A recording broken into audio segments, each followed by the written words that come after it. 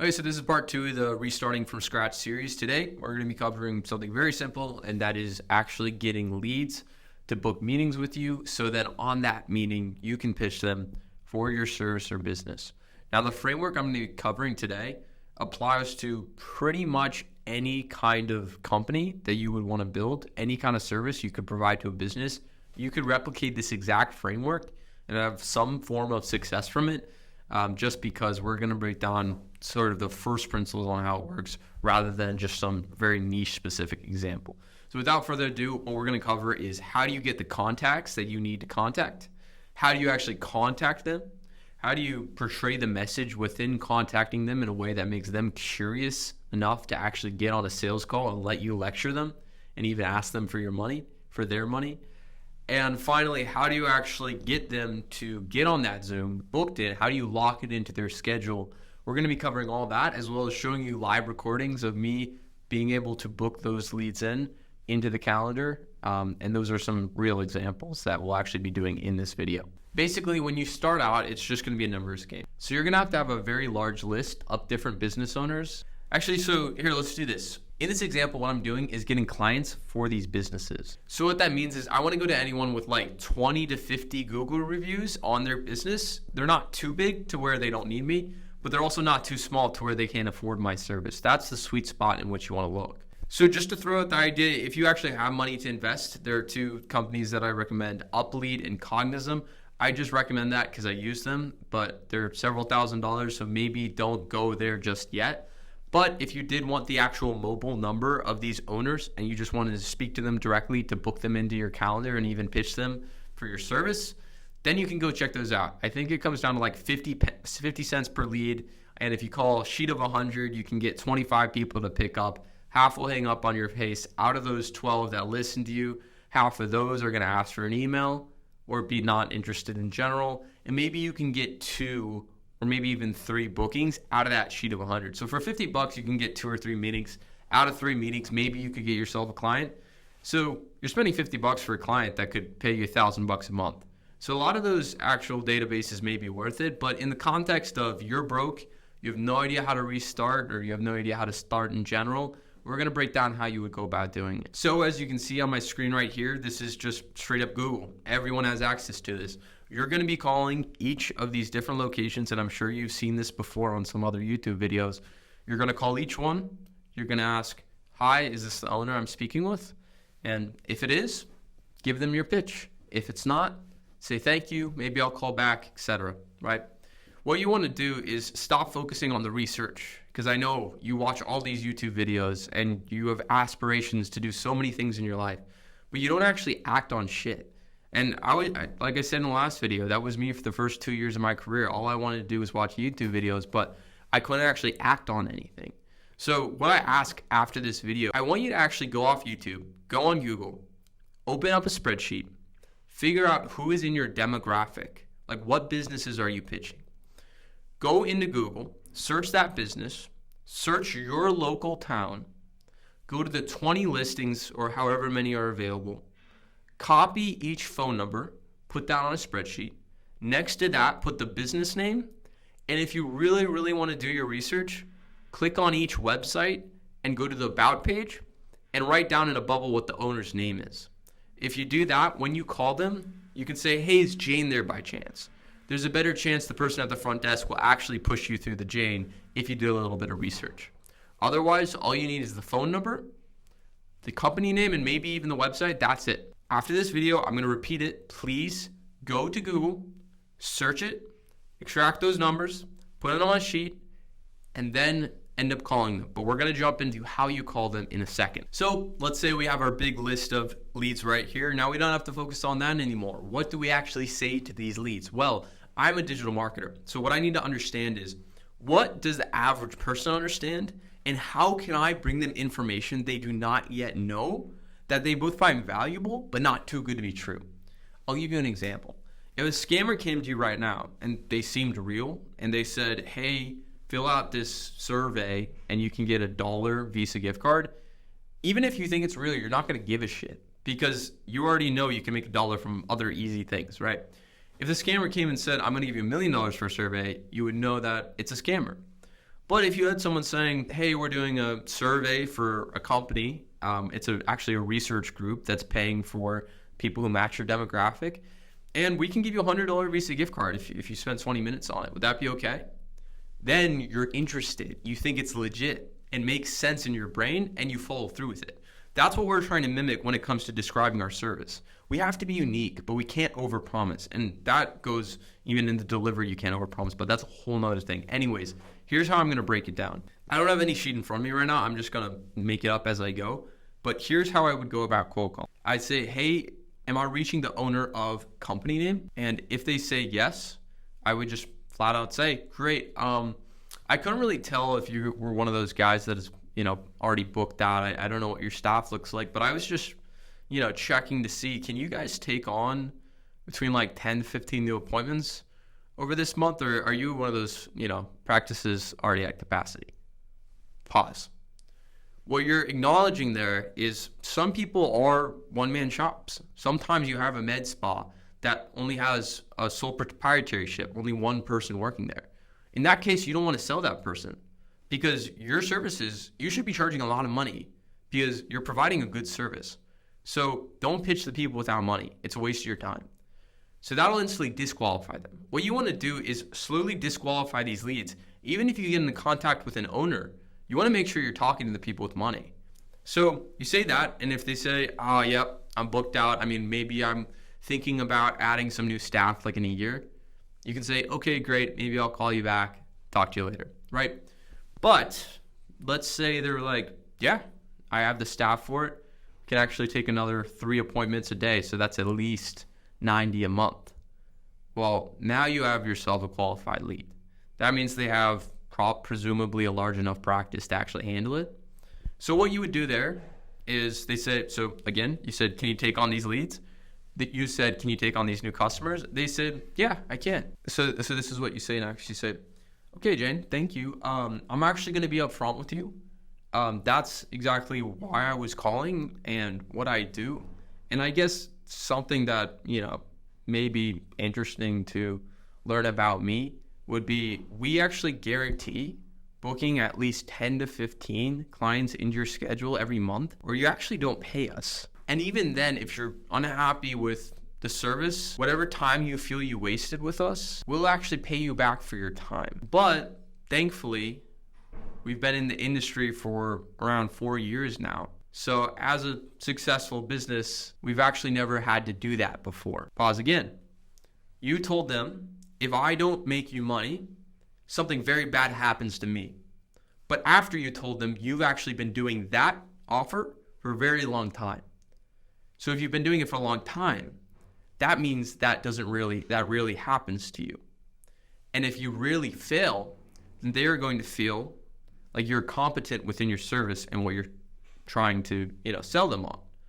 So it's kind of like one of those logical loopholes that like fix and fit in the right place. Okay, so anyways, let's continue. So what have you communicated in all this? Well, you told them that you want to guarantee at least a certain amount of appointments, and if you don't, bad things happen. And you clarified that those bad things actually don't frequently happen. So now what's happened? Well, they believe you and they're actually curious in your service. But what you actually want to do is you want to very quickly move on to the actual goal of that call. If you get her all excited or get him all excited on that cold call, then they're going to be super excited when they jump on the sales call and you're saying the same thing. They're not really going to care. So you just got to move them to that sales call very quickly. So what you're going to say is, so you mentioned you actually can't take on those clients. I mean, have you ever tried any form of education funnels? And then you pause again. And so what they hear all the time is, have you ever tried marketing? And they're going to hang up because you sound like a telemarketer. But if you ask, have you ever tried education funnels? They've never heard that before. So again, you've sparked their curiosity. And so what they would then say is, no, what are education funnels? That sounds bullshit. I don't know what you're talking about. And then here's what you do. You say, well, it's kind of a form of marketing, if you will. But actually how it works is we target a specific demographic, specific type of person that we are able to track based off of them going and searching relevant websites to the services you offer. And what we actually do is rather than just put a cool photo in their face and ask for them to buy from us, we actually write an in-depth article that educates them on your service and allows them to be aware of what to look out for, what could go right or wrong, and everything within those services. And as they read this article and look through all the things that, could go right and wrong, and they feel secured based off their opinions on what they're looking to buy, right near the end, it talks about Dr. Nichols and says, Dr. Nichols wrote this article. She understands what can go right and wrong, and she's going to take care of you when you go on your journey for that service. Does that make sense, Dr. Nichols? And then you pause again. You just told her something she hasn't heard before. And it all revolves around quality. And it's a very much more, unique way to advertise. You say, does that make sense? You pause. It does make sense. I know you right now, the listener, you're probably like, yeah, actually, that's a pretty good pitch. It makes sense. So you pause. She says, yes, it makes sense. Then you say, great, look, I don't want to take up any more of your time. I know it's during the day. I called you out of the blue. I would just love 10 minutes of your time to actually show you what those educational funnels look like. And if any of this is actually relevant to your practice, maybe we could do something. But if anything, it's more of an educational call for you to see what's out there and, what's worked for us. I mean, Dr. Nichols, when would you have maybe 10 or 15 minutes this Thursday? Maybe 2 p.m. Would that work? Pause. You gave her the option. You gave her the value. And you didn't say, what time works for you? Any time works for me. No. You valued yourself and you valued her time and you gave her the time that works for you. And if she says yes, ask for her email, get her email, go into, you'll see right on this screen, go into Google Calendar, add her email to the invite, type out the title of the invite, include your Zoom link on that calendar invite, make sure the date and time are correct, and then click send, and then notify invite on email. That's going to send the calendar invite, lock it in on her end, and now, my friend, you have booked the meeting. That is all you have to do. That is the first step in getting your first client when it comes to providing any service to a business in general. This case being marketing. But you could even apply this to dietitians and being able to show them how they can access insurance to generate more revenue and make it easier on their clients. Any kind of niche that you want to go, use that framework I just gave you and switch out those exact value props with something a little different. And trust me, it'll work. But here's the caveat. I know what you're going to do. You watch this video, you might even write down on a doc what I just said, but you're not going to make any calls. Because did you in the past? Did you for the last 5 videos you watched saying this exact same shit? No, you didn't. And that's why I'm calling you out right now. Literally, you can stop this video right now. This is pretty much all I had to give you today. I'm going to throw in some recordings for you to see examples, but you already know how to do it. Go make those calls. Get that spreadsheet, like I told you after this video, go to Google, research your business demographic, get the phone numbers, get your script written, have it in front of your face, grab your phone, call those phone numbers, do the pitch, book them into sales calls, and don't worry about it. We're going to go over in the next video how to actually design sales calls in ways that are educational and not salesy. I'm going to cover that in the next one. Right now, just worry about booking those meetings in. That's all. So that is the framework. It could not be more simple. Now I'm going to go switch to some recordings of me doing some cold calls, show you some examples of how I, go about doing it. And maybe I'll even include a voiceover of some, little notes to take on my approach and everything like that. But without further ado, that's the end of this part of the video. So I'm just going to do the outro now before I play the recordings. And in the next video, it's actually going to be recordings of me giving the sales presentations. And before that, I'm going to show you exactly how to build a sales presentation. So I'll see you in that one. Thank you. Hello? Oh, hey, is this Dr. Tristan Dahl? Yeah, this is he. Oh, great, yeah. Hey, this is just Blake Martin. And I'll be honest with you, this is actually a cold call, so, you could either hang up or you could, give me 30 seconds and see if this is all relevant to your practice. Yeah, your time's evaporating. Yeah, so, thank you for the 30 seconds, and I'll be honest, Dr. Tristan Dahl, I have no idea if this, in any way applies to you. I was just checking out your website. I saw what you guys do, but I couldn't really tell how much staff you had on board. So I was just wondering, would you be able to take, do you think, like 5 to 10 new clients this month specifically for, rhinoplasty? Or are you kind of one of those, medical practices that are backlogged and still trying to grow their staff before taking on new clients? Yeah, we're fairly booked out. I mean, it really just depends on the day. I think we're pretty good though, as to where we're at. If you know what I mean. I mean, I don't think one more client a day would really have that big of an impact. If you know what I mean. Well, I mean, yeah, but if I made, I'm just kind of more curious than anything. Like, I know rhinoplasty can run for, 2.5 to 3K per client.